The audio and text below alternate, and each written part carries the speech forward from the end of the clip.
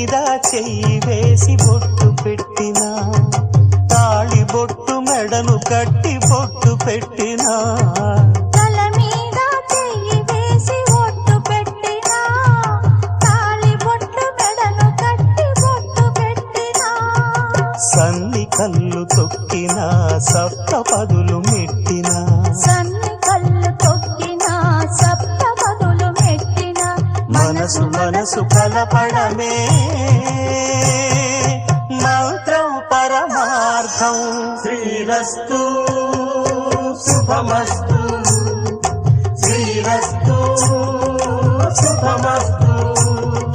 శ్రీకారం చుట్టుకుంది పెళ్లి పుస్తకం, ఇక ఆకారం